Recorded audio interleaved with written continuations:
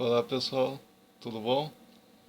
Hoje nós vamos falar sobre uma obra de Karl Marx chamada Gotha, ou seja, essa é uma obra que o Karl Marx escreveu, né, para uma reunião do Partido Comunista que haveria naquela época, é uma reunião na cidade de Gotha, né, e, devido a essa reunião que haveria nessa cidade, o Karl Marx resolveu ah, escrever essa obra tratando exatamente dos pormenores, né, acerca do comunismo, de como ele percebia o comunismo. Então o Karl Marx ele começa escrevendo algumas ideias presentes naquele congresso comunista na cidade de Gotha, na Alemanha, com os quais ele não concordava. Algumas, então ele coloca o trecho dos documentos que havia naquele congresso e embaixo a opinião dele e as ideias dele, discordando ou concordando, enfim. Então, é um texto interessante porque é considerado um dos textos mais pormenorizados de Karl Marx acerca do que significa o comunismo, do que significa dizer que o Karl Marx defendia um mundo comunista. Então, eu vou ler aqui trechos, eu vou fazer igual eu fiz com a obra, o Manifesto do Partido Comunista do Karl Marx. Eu vou ler trechos aqui, tá? E depois eu vou comentar. Então, primeiro eu vou ler só trechos e depois eu vou comentar tudo aquilo que eu tiver lido. Tá? Então, eu vou começar a fazer a leitura agora. Nos documentos desse grupo comunista, dessa reunião comunista, o programa do Partido Operário Alemão, né?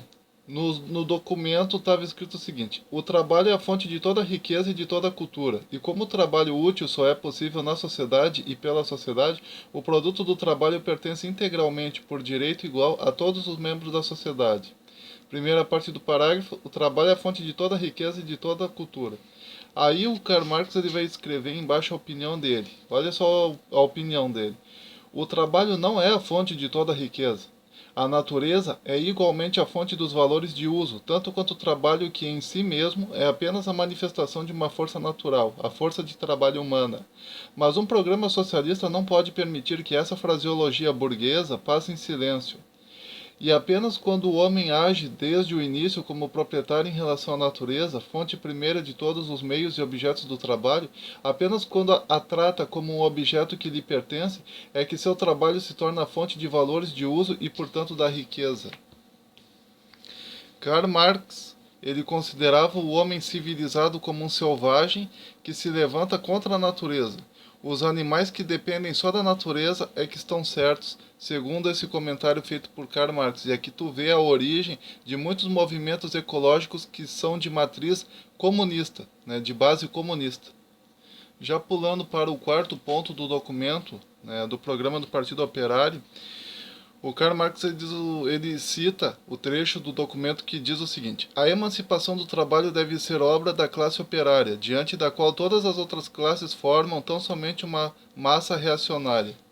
Daí o Karl Marx ele comenta em determinado momento o seguinte: no Manifesto Comunista, né, que foi uma obra que a gente tratou aqui nesse canal, no Manifesto Comunista está escrito: de todas as classes que hoje enfrentam a burguesia, somente o proletariado é uma classe realmente revolucionária.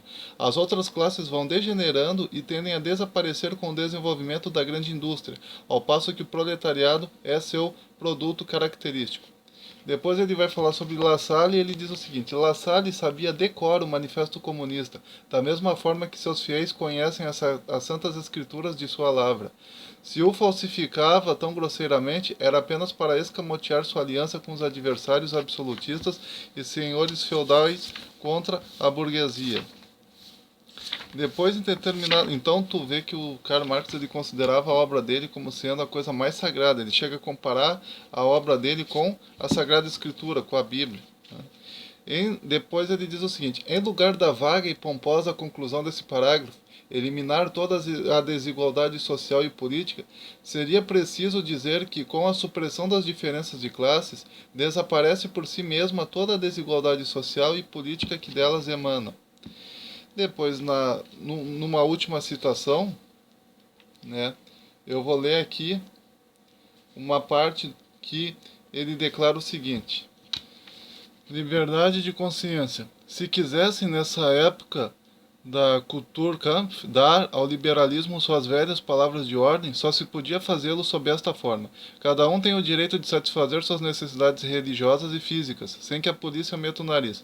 Mas o Partido Operário devia, nessa ocasião, exprimir sua convicção de que a liberdade de consciência burguesa limita-se a tolerar todos os tipos possíveis de liberdade de consciência religiosa, enquanto ele se esforça por emancipar a consciência dos fantasmas religiosos, mas preferiram não ultrapassar o nível burguês.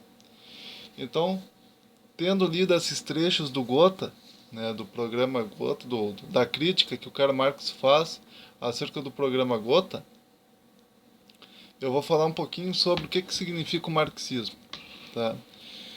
Como eu já li aqui, o Karl Marx ele declarava na sua crítica ao programa Gotha que e isso está dentro desse livrinho aqui, tá? Esse livrinho ele tem dois textos em um.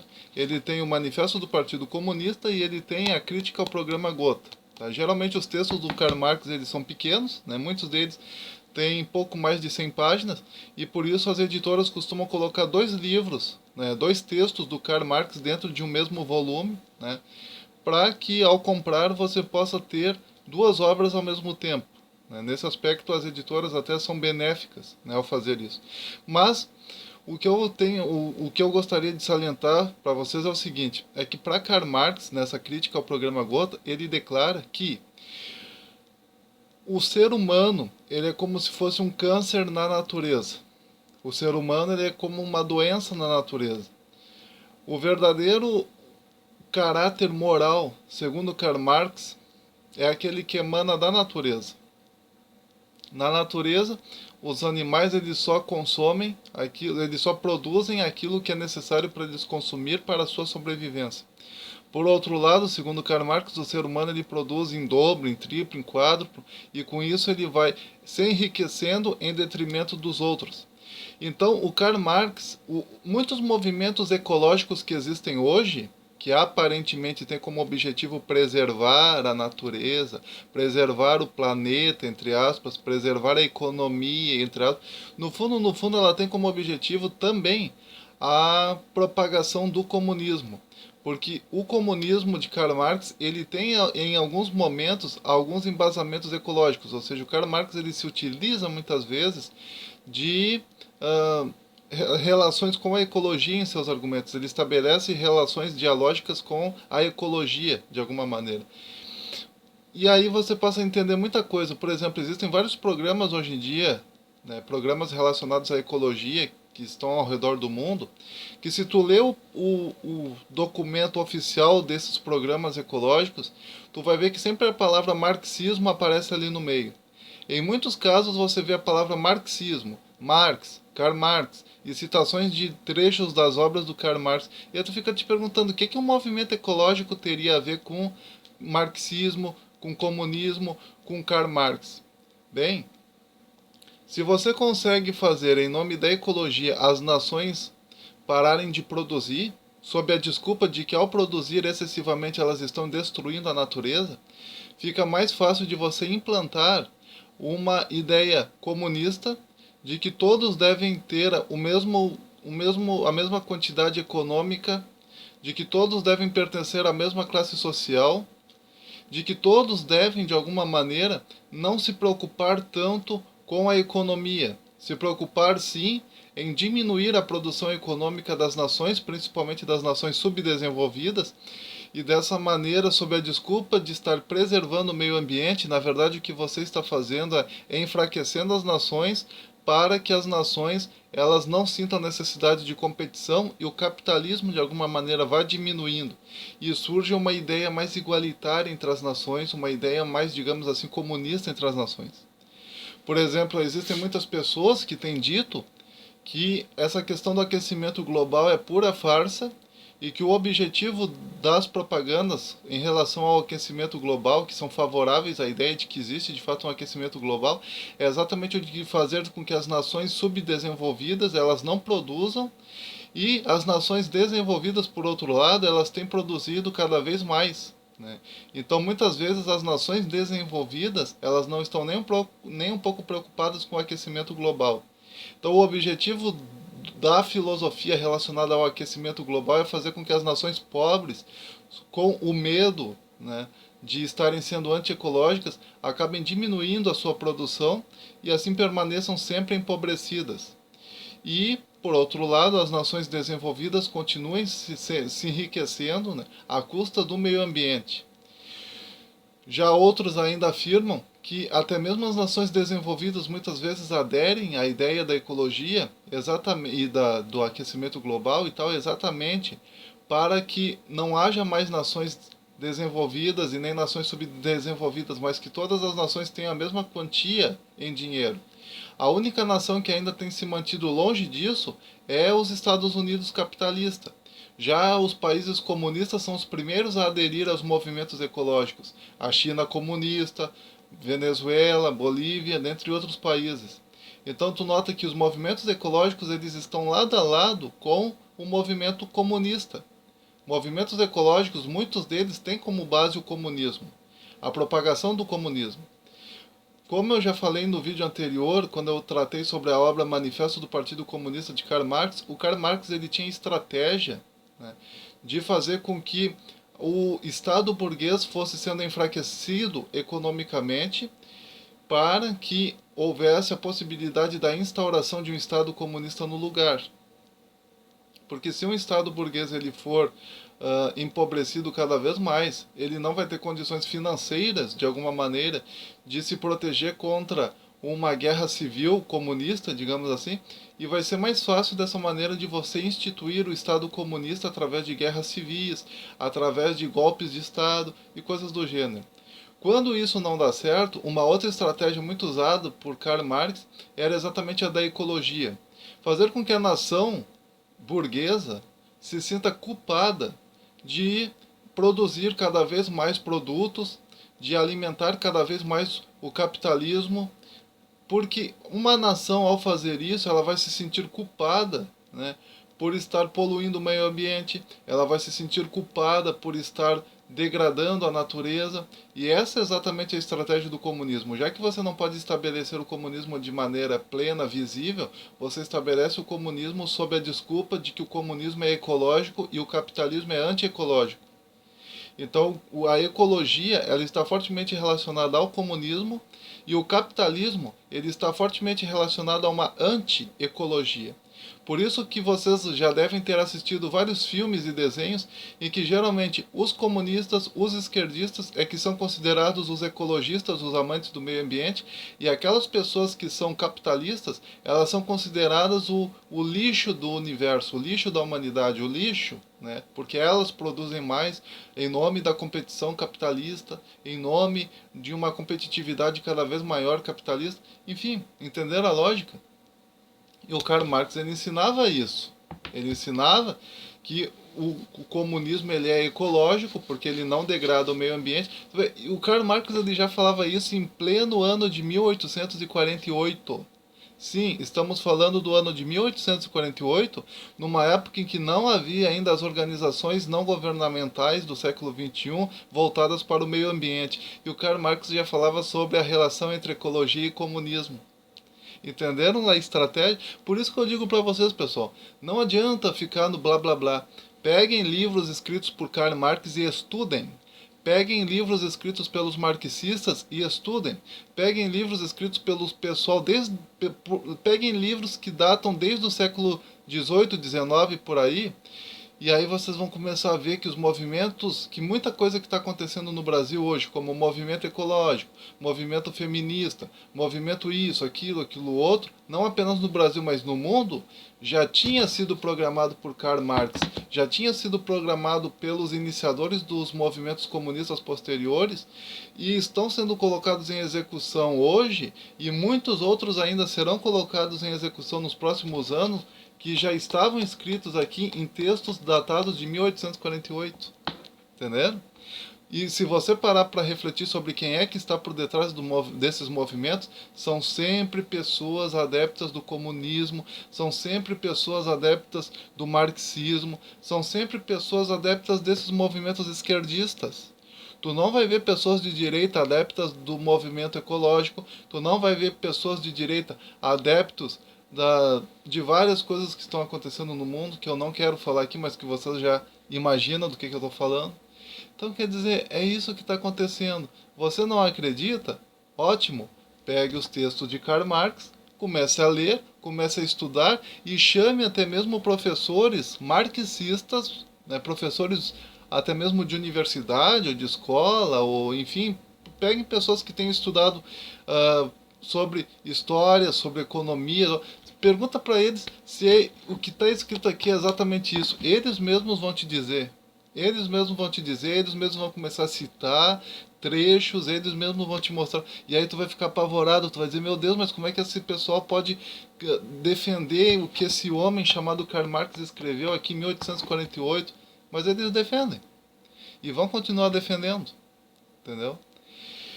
Então, assim, ó, o que eu gostaria de dizer para vocês, né? E esses vídeos eu estou fazendo, né? Porque eu ando lendo muitos livros, por exemplo, sobre a época da ditadura militar e tal, porque eu quero trazer aqui para vocês a verdade, tá? Eu não quero que a mentira seja preservada, eu quero que a verdade seja preservada.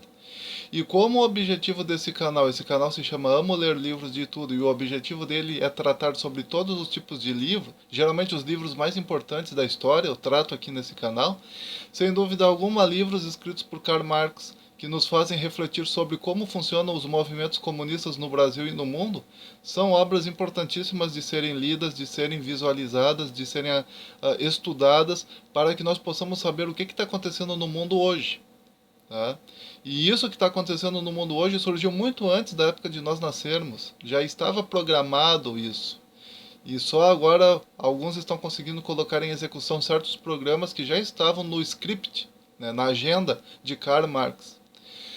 E eu também estou lendo livros, já li, né, na verdade, alguns, sobre livros que foram feitos na época da ditadura militar, tanto pelos próprios membros da ditadura militar, como também por aqueles que eram contra a ditadura militar, então estou lendo os dois lados. Eu já tratei aqui sobre o livro do Marighella, né? Pretendo também falar alguma coisa sobre o livro do Lamarck, né? Já li também um dos livros do Lamarck e pretendo trabalhar aqui também com um dos livros do Lamarck para a gente ver como os comunistas pensavam na época da ditadura militar e quem exatamente, né, a ditadura militar matou, tá? Porque na época da ditadura militar não era o cidadão comum que morria, não era o cidadão do tipo família que morria. Quem morriam eram os guerrilheiros, né? Os guerrilheiros comunistas, os guerrilheiros que defendiam o comunismo e defendiam a destruição do regime militar. Esses é que morriam, esses é que eram vistos como inimigos do Estado, como todo regime, até mesmo o regime democrático. Se você inventar de hoje, em pleno regime democrático, né, começar a dar uma de guerrilheiro urbano e incentivar as pessoas a se levantar contra o regime democrático, contra Brasília, contra... Você acha que você vai fazer isso sem correr risco de ser procurado pela polícia, de ser procurado pelas autoridades? Claro que não. As autoridades também vão procurar você porque você está indo contra o regime democrático. Da mesma maneira, então faz parte da segurança de uma nação que se alguém está de alguma maneira, né, se algum guerrilheiro urbano, por exemplo, está de alguma maneira tentando destruir a política do país, faz parte da segurança e da defesa do próprio país prender esse tipo de indivíduo, né, e procurar descobrir se ele está sozinho ou não. Né. Então, quer dizer, o que a ditadura militar fez com os guerrilheiros urbanos comunistas no Brasil é algo que qualquer outro regime, seja militar, seja democrático, seja qualquer outra coisa, também teria feito no lugar. Agora, esses dias eu estava lendo sobre a Comissão da Verdade. A Comissão da Verdade é aquela investigação que a ex-presidente Dilma Rousseff fez, né, para castigar aqueles militares que tinham sido muito agressivos, violentos na época da ditadura militar e, né, ver o número total de pessoas que morreram na época da ditadura militar e também de alguma maneira ajudar as famílias que perderam parentes na época da ditadura militar. Só que é interessante que a Dilma Rousseff, de alguma maneira, ela queria não apenas descobrir a verdade sobre a época da ditadura militar. Ela queria, na verdade, prejudicar a imagem da ditadura militar ainda mais, porque ela achava que a ditadura militar tinha matado 1 milhão de pessoas, tinha feito. Enfim, ela achou que era isso, entendeu? Que a ditadura militar tinha matado 1 milhão de pessoas, 1 trilhão de pessoas, 1 quadrilhão de pessoas, que a ditadura militar era né, uma coisa terrível, né? Um grande leviatã, digamos assim. Bom, a conclusão, olha só, o tiro no pé que os marxistas acabaram dando com esse negócio de comissão da verdade.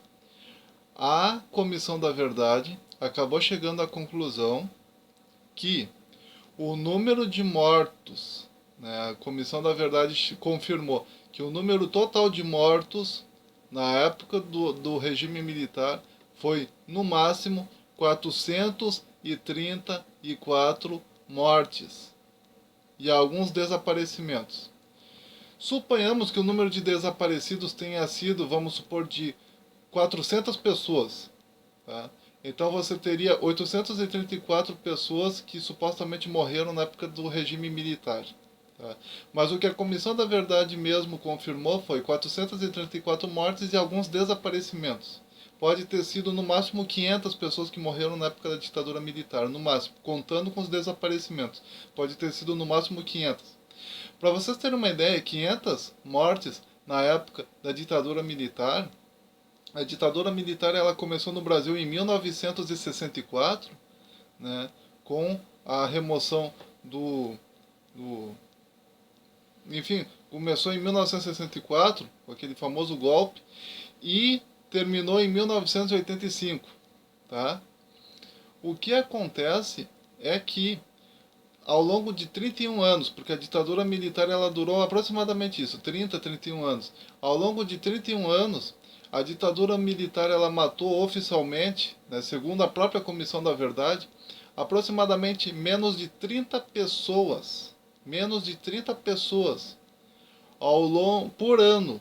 Né, por ano foram mortas em plena ditadura militar aproximadamente 30 pessoas. 30 pessoas por ano. Tá?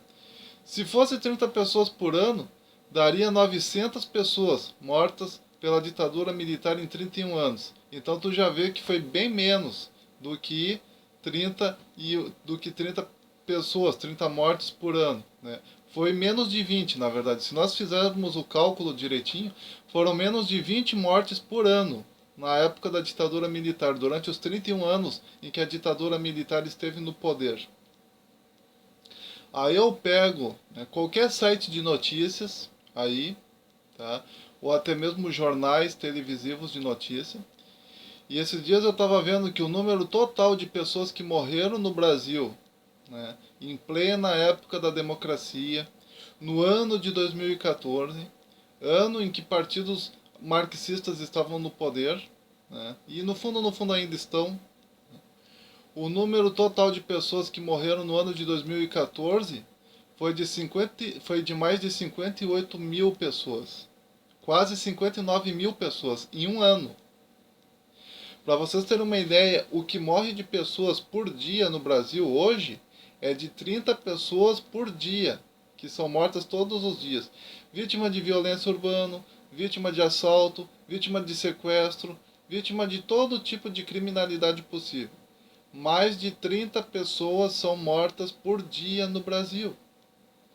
E, na época da ditadura militar, menos de 20 pessoas por ano foram mortas ao longo de todos os 31 anos da ditadura militar no Brasil. Ou seja, estão morrendo mais pessoas hoje no Brasil democrático do que morreram em plena era da ditadura militar, do regime militar. Tem muitas pessoas que chamam a ditadura de dita mole. Porque imagine assim, num país continental como o Brasil, em 31 anos, morrer no máximo 434 pessoas, que seja 500.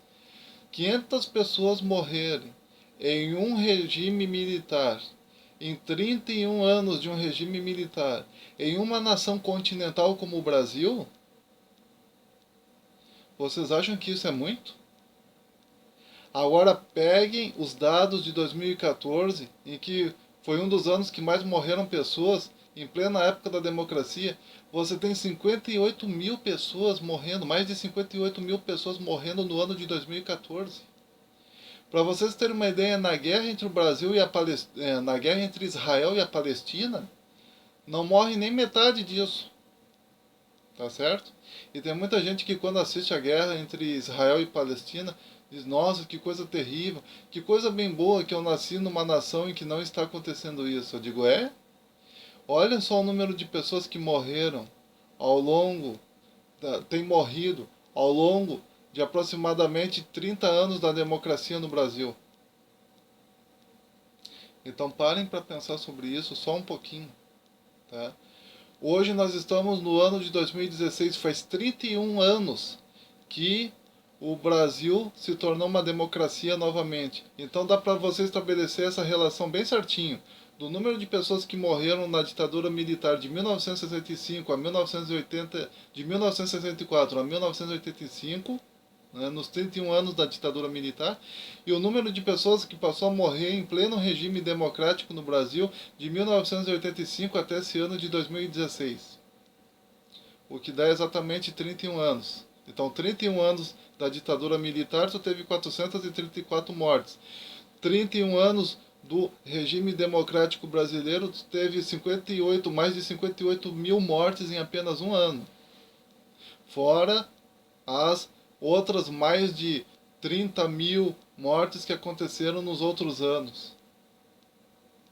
Então vejam o que está acontecendo no país hoje, no país democrático brasileiro hoje. E vejam também que o que está acontecendo no Brasil hoje é exatamente o que acontece em nações comunistas. Ou seja, o número de mortos que estão, o número de pessoas que estão morrendo no Brasil hoje é semelhante ao número de pessoas que morreram, né, em regimes comunistas. Então vejam o que está acontecendo no nosso país hoje. Vejam a situação, o grau de desespero que a população brasileira está vivenciando hoje em plena época democrática, em plena época da democracia. Mas vejam que, de alguma maneira, isso já estava escrito nos livrinhos do Karl Marx. Porque o que faz com que uma nação ela tenha tantas mortes como o Brasil está tendo? É muito simples. A desestruturação familiar, a desestruturação econômica. Isso já estava escrito nesses livrinhos do Karl Marx, que para você introduzir o comunismo numa nação, você tem que desestruturar essa nação a nível econômico, você tem que desestruturar essa nação a nível familiar, você tem que desestruturar essa nação por completo. E é exatamente isso que o marxismo está fazendo hoje no Brasil. O marxismo cultural, o marxismo político, o marxismo filosófico, o marxismo ecológico. É isso que está acontecendo, pessoal. Não adianta tapar o sol com a peneira, não adianta fechar os olhos e dizer não, nós estamos numa época de democracia. Ah, tu acha que tu está numa época de democracia? Tu acha que tu vive mesmo num país democrático? Eu te desafio então a não votar. Eu te desafio a não votar em ninguém. Não ir em nenhum local para fazer nenhum tipo de votação. Sabe o que vai acontecer contigo? Tu vai ter que pagar multa. Tu vai ter que pagar multa. Por quê? Porque no Brasil, votar não é um direito, votar é uma obrigação, é uma ordem. Você é obrigado a votar. Se tu não vota, tu paga multa. Se tu paga várias multas, ou seja, se tu nos próximos anos também não votar, tu vai acabar perdendo grande parte da tua documentação. E sem essa documentação, tu não vai poder arrumar emprego, tu não vai poder fazer viagens para o exterior. E é isso que tu chama de democracia, amigo? É? Tu tá num país democrático?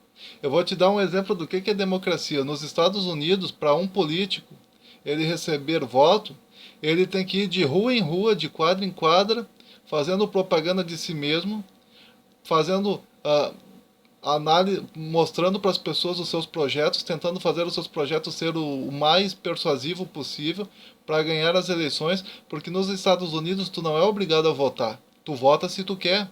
Se tu não quiser votar, tu pode ficar em casa no dia da eleição e não votar em ninguém. Tu não é obrigado, não existe uma lei. Quando o George W. Bush ele teve no Brasil, na época em que o Luiz Inácio Lula da Silva era o presidente, no meio do discurso do George W. Bush, eu não me lembro se já era o Barack Obama, parece que ainda era o Bush. No meio do discurso, o presidente dos Estados Unidos ele disse o seguinte, que quem dera o Brasil pudesse viver a bênção de uma nação democrática verdadeiramente. Na brincadeira, ele jogou na cara do presidente Lula que nós, os brasileiros, não estamos vivendo num regime democrático verdadeiramente. Nós estamos vivendo numa mistura. Porque a lógica é a seguinte: se a população ela não vota, tá? Se a população não vota, então tu não tem, digamos assim, a falcatrua oficializada por lei. Por exemplo, eu vou dar só alguns exemplos aqui, ó. Se você quiser colocar uma pessoa no poder, uma pessoa que vai fazer um monte de tipo de sacanagem contra o governo, sendo ela mesma membro do governo, se tu quiser fazer qualquer coisa com essa pessoa, eles vão jogar na tua cara. Bom, mas a população brasileira votou nela. Ela é, né, ela foi eleita pela própria população brasileira, pelo próprio poder popular. E com isso, de alguma maneira, eles encontram uma desculpa para colocar dentro do governo todo tipo de pessoa, a adepta do marxismo, a adepta do regime marxista, a adepta da ditadura comunista. E se você quiser se levantar contra, tu não pode, porque afinal de contas eles estão lá porque a própria população votou neles. Por quê? Porque se a população não votasse em ninguém, ficasse em casa no dia da eleição, as pessoas ah, teriam que pagar multa, perderiam documentação. Então, entenderam a estratégia? A estratégia deles é exatamente essa: é obrigar você a votar, para que, ao obrigar você a votar, eles possam te jogar na cara. A nação tá ruim porque você está votando em candidatos ruins, como se isso fosse verdade. Mas olha só a estratégia. Aí eles colocam dentro dos partidos pessoas que seguem mais ou menos as mesmas ideias marxistas e não dando para você opção nenhuma de votar em nenhum candidato que seja diferente daqueles, eles oficializam através do seu voto a sacanagem política. Entenderam a estratégia? É isso que está acontecendo com o nosso país.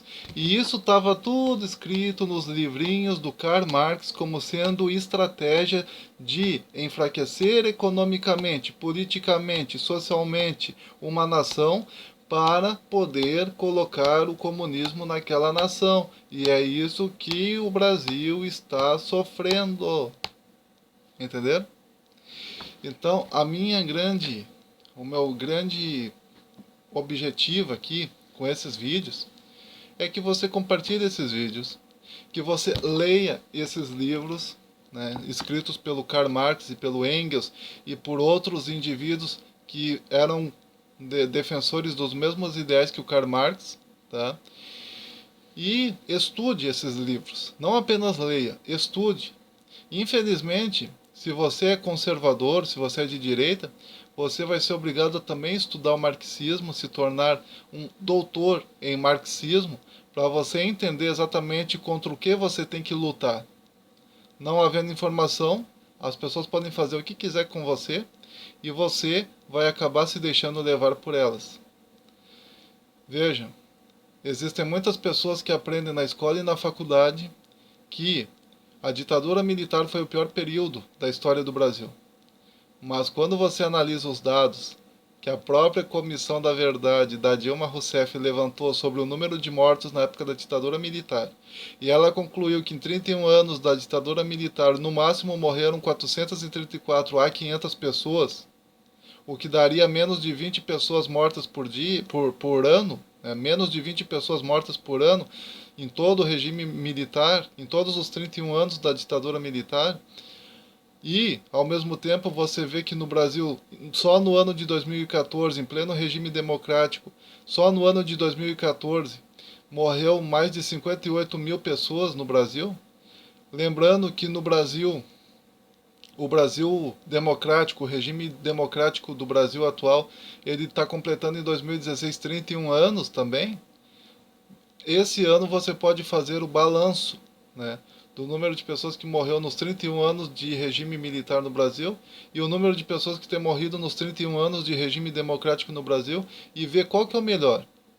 No regime militar você podia votar, no regime democrático você pode votar, só que no regime democrático você é obrigado a votar em pessoas com as quais você não concorda. Já no regime militar, muitas vezes os militares de alguma maneira permitiam que as pessoas não votassem se elas não quisessem. Então, quer dizer, faça essas comparações e leia os livros que foram publicados na época do regime militar. Tem gente que diz, mas os cantores marxistas da época do regime militar, eles colocavam senhas que os militares não conseguiam identificar dentro de suas músicas. Mentira!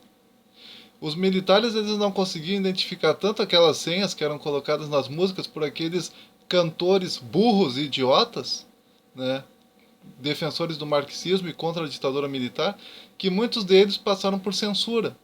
Que é o que acontece hoje no Brasil democrático também. Existe censura no Brasil democrático do século XXI? Existe? Sim, existe censura hoje também. Tanto quanto havia na época do regime militar. E a censura do regime militar era até mais fraca do que a censura do Brasil democrático hoje em dia. Então, se você acha que você vive num país livre, cuidado. Você pode sofrer terrivelmente quando descobrir a verdade. E a verdade é, se você fizer um filme ou se você escrever um livro, hoje, em pleno século XXI, que de alguma maneira vá contra os interesses do regime democrático, do regime marxista, porque infelizmente o regime democrático brasileiro atual ele tem se manifestado a favor dos marxistas, muito mais do que a favor dos conservadores, você vai ver o que vai acontecer com o seu livro, você vai ver o que vai acontecer com o seu filme, você vai ver o que vai acontecer com o seu vídeo. O governo vai censurar. Então, para de pensar que tu tá no regime democrático. Acorda pra vida. Tu não tá no regime democrático, meu filho. Tu tá num regime totalitário disfarçado de democracia. É só uma questão deles terminarem de enfraquecer o Estado brasileiro e colocarem o comunismo no lugar. É só isso que está faltando. Simples assim. Você já tem uma pedagogia marxista nas escolas e nas universidades. Você já tem no Brasil ecologia marxista. Você já tem no Brasil... Quer dizer, a única coisa que está faltando para o Brasil virar comunista mesmo é instituir um Estado comunista verdadeiramente. Só. Terminar de quebrar o país e colocar um regime comunista no país. Só. É a única coisa que está faltando. Entenderam? E não é nem eu que estou falando isso. Tem gente que acha que os militares no Brasil eles não conseguiam identificar verdadeiramente as musiquinhas do Gilberto Gil, né, as senhas que o Gilberto Gil, o Chico Buarque, o Geraldo Vandré, o Caetano Veloso colocavam nas musiquinhas bobas deles, né, o Raul Seixas. Né. Tem gente que acha que os militares não conseguiam identificar as senhas e os códigos que esses músicos idiotas colocavam nas suas músicas. Mas eu gostaria de pedir que vocês pesquisassem isso mais a fundo. Vocês vão ver que o que esses bobalhões colocavam nas músicas deles, até uma criança conseguiria identificar que tinha algum código ali dentro. Por quê? Porque como eles eram burros, eles tinham que colocar algo que eles mesmos pudessem entender. Então, se eles conseguiam entender, os militares também conseguiam entender. Então, acabou. Então, muitos deles acabaram recebendo censura do regime militar sem problema nenhum. Só que tem um pequeno detalhe. O regime militar censurava aquela música. Aquela música que tinha, de alguma maneira, aquele código. Censuravam aquela música que tinha aquele código, que tinha aquela senha, que tinha aquele grito de protesto disfarçado, enfim. Mas quando você vê um país comunista como a Coreia do Norte, se o Caetano Veloso fosse da Coreia do Norte e ele inventasse de fazer isso na Coreia do Norte, hoje ele não estaria vivo. Se o Gilberto Gil, ou Chico Buarque, tivesse feito isso no regime comunista da Coreia do Norte ou na China comunista, o pescoço dele teria rolado em questão de minutos. O Mao Tse Tung não tolerava esse tipo de código dentro de músicas, códigos que fossem contra o governo ditatorial comunista da China ou da da República Socialista Soviética, não entrava, eles matavam os cantores. Eles não apenas cancelavam aquela música de protesto, como também eles ainda se atreviam a matar os cantores. No Brasil do regime ditatorial, no Brasil do regime militar, digamos assim, tu não teve um cantor sendo morto por colocar códigos contra o regime militar em suas músicas. Pelo contrário, muitos membros do próprio regime militar gostavam de algumas músicas do Chico Buarque. A filha do Geisel, se eu não me engano, a filha do Geisel, ela adorava as músicas do Chico Buarque e do Caetano Veloso. Quer dizer, tu acha mesmo que num regime comunista tu teria essa moleza de ver a família do ditador gostando das tuas músicas, sendo que tu tá falando contra o próprio ditador nas tuas músicas? E o ditador de repente ainda te pedir um autógrafo? Claro que não. No regime comunista, na ditadura comunista das nações comunistas, por muito menos uma pessoa é morta pelo Estado comunista. Entenderam? É isso que vocês têm que se ligar, pessoal. Quando alguém dizer, mas na época do regime militar havia censura. Filho, no regime militar havia censura de obras de arte, não censura de pessoas. Ninguém era morto por colocar uma letra falando contra o regime militar. Agora, em Cuba comunista, quando alguém se atreveu a colocar letras na sua música falando contra o comunismo do Fidel Castro, o pescoço do cara no outro dia estava em cima de um poste. Entenderam agora qual é a lógica? Outra coisa, você fala que o regime militar no Brasil ele tinha censura, mas aí eu faço aquela perguntinha básica. O Brasil democrático do século XXI ele não tem censura? Vocês acham mesmo que o regime democrático brasileiro ele não possui censuras hoje, no século XXI? Vocês acham mesmo que vocês podem escrever e falar qualquer coisa que vocês quiserem e vai ficar tudo bem? Vocês acham mesmo que se vocês falarem contra questões que o governo brasileiro tanto aprecia, vocês vão ficar. Vão terminar numa boa, assim, não vão passar por nenhum tipo de situação legal, judicial, nem nada? Meu, acorda pra vida, cara. Acorda pra vida. Tu não tá num país democrático. O Brasil nunca foi um país democrático. O Brasil nunca foi um país democrático.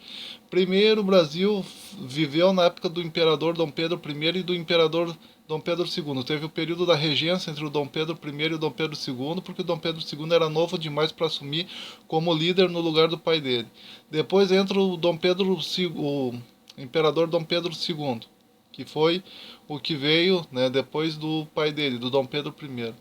Aí depois teve a proclamação da República, e durante o período do Império, né, tu não tinha democracia. Era o imperador, a monarquia, que pensava por todos, que tomava decisões por todos. Não havia pessoas, as pessoas comuns, digamos assim, as pessoas pobres ou as pessoas de classe média baixa, daquilo que nós hoje em dia consideraríamos como classe média baixa, eles não precisavam pensar em nada.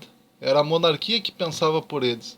Os próprios ricos também não precisavam se preocupar com questões políticas. Numa monarquia, quem manda é o monarca.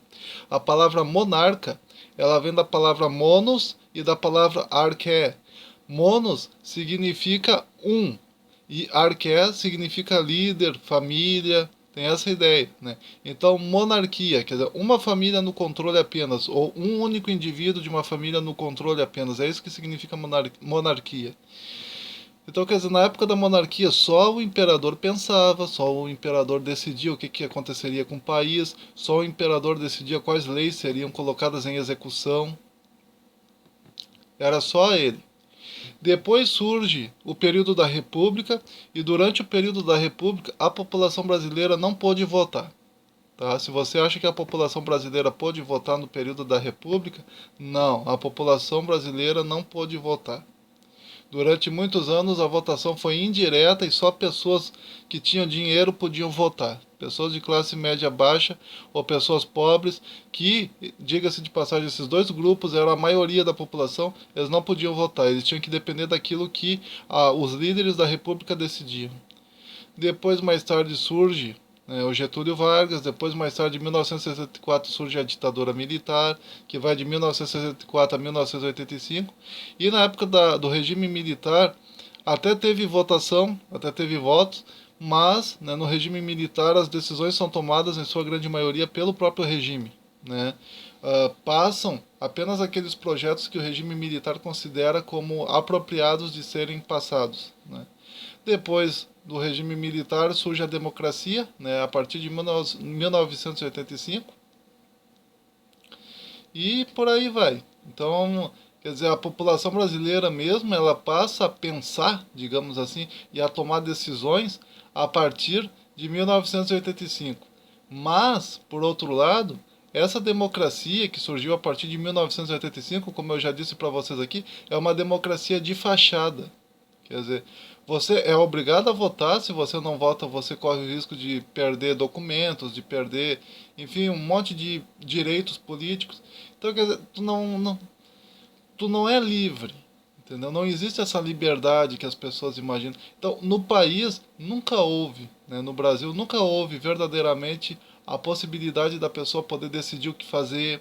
Nunca houve verdadeiramente a possibilidade da pessoa ser democrática. Nunca houve verdadeiramente a possibilidade de você decidir o que você quer fazer da sua vida. Nunca houve isso no Brasil, entendeu? Então, no Brasil nunca houve democracia e ainda não há democracia verdadeiramente.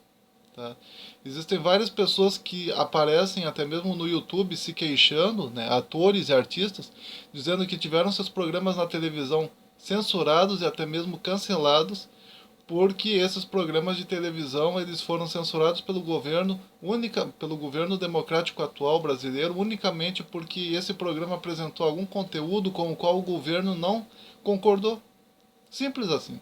E isso na época da democracia. E isso na época atual da democracia. Então, meu filho, se tu acha que tu está vivendo numa democracia, quer dizer, para, entendeu? Para. Senta um pouco, começa a pensar, começa a refletir. E a minha sugestão é que você comece a ler livros de tudo, assim como eu. Ame ler livros de tudo. Por isso que o nome desse canal é Amo Ler Livros de Tudo. Pare de acreditar no que os outros falam. Comece a ler livros de tudo. Comece a ler livros de filosofia, política, literatura, linguística, história, geografia, enfim, sociologia, enfim, começa a ler livros de tudo. E começa a perguntar para pessoas que dominam verdadeiramente essas áreas. Além de ler os livros dessas áreas, começa a perguntar para pessoas que dominam verdadeiramente essas áreas qual é a opinião delas sobre este ou aquele assunto e vá coletando informações. Que daí tu vai conseguindo criar uma opinião formada com base em estudiosos e com base em livros de peso, de qualidade. E aí tu vai ter uma opinião formada. E aí tu vai começar a perceber a realidade que está à sua volta. E percebendo a realidade que está à sua volta, você vai conseguir saber o que tu tem que fazer para sobreviver numa sociedade como essa e o que você precisa fazer para, de alguma maneira, ajudar a evitar o pior para o nosso país. Se você conseguir fazer isso, se você conseguir estudar, se você conseguir ler, se você conseguir pesquisar, se você conseguir se dedicar, se você conseguir se elevar intelectualmente, você estará apto a debater sobre um número gigantesco de assuntos que verdadeiramente são importantes. Nós temos que parar com a mania de tentar descobrir qual é o sexo dos anjos e tentar de alguma maneira pensar no nosso próprio destino, no nosso próprio futuro. Parar de discutir questões bobinhas que não levam ninguém a nada e começar verdadeiramente a discutir questões sérias que podem nos afetar hoje, podem nos afetar daqui a 5 anos, daqui a 10 anos, daqui a 20 anos, enfim. Então, essa é a mensagem que o canal Amo Ler Livros de Tudo deixa para você neste vídeo. Leia livros escritos pelo Karl Marx e por outros marxistas para você entender verdadeiramente o que é o marxismo e para você ver se você defende de fato o marxismo. E se eu, de alguma maneira, ofendi aqui algum cantor que você gosta, como Chico Buarque, como Geraldo Vandré, o Gilberto Gil, Caetano Veloso, o Raul Seixas, a Rita Lee, entendeu? Desculpa, mas infelizmente esses caras eles não eram tudo aquilo que você imagina, tá? Fazer códigos assim, ó, censurar, zombar zombar do regime militar através de músicas, de uma forma que até mesmo pessoas, entendeu, despreparadas conseguiam identificar aquilo ali. Isso não é sinal de inteligência, isso não é sinal de capacidade intelectual musical. Isso é sinal de que você é um músico que consegue fazer isso. Quer dizer, até crianças conseguem fazer isso. Então tem gente que diz, ah não, mas esses caras eles eram tão inteligentes que eles conseguiam de alguma maneira colocar códigos em suas músicas que os militares não conseguiam identificar. Conseguiam identificar, tanto é que muitos deles acabaram sendo censurados naquela época. Apenas a música que tinha aquela crítica ao regime era censurado, mas o indivíduo poderia continuar cantando sem problema nenhum, entendeu? Então, quer dizer, ao contrário das ditaduras comunistas, em que se um cantor tentasse imitar o Caetano Veloso e fizesse alguma música censurando a ditadura comunista, no outro dia o pescoço do cara estava em cima de um poste. Entendeu? Pesquisa sobre isso. Aí tu vai ver se o regime militar brasileiro ele foi tão terrível assim ou não. Entendeu? Outra coisa. Por que é tolice tentar de alguma maneira pedir para que os militares voltem ao poder? É por um motivo muito simples. Os militares atuais, eles não são os mesmos militares de 1964, eles não têm a mesma mentalidade. Os militares atuais, eles são de uma nova geração. E eles, de alguma maneira, também passaram por uma doutrinação, né, marxista. Alguns deles estudaram em escolas públicas, alguns deles estudaram em escolas que defendiam o comunismo. Então quer dizer que eles, de alguma maneira, já foram doutrinados.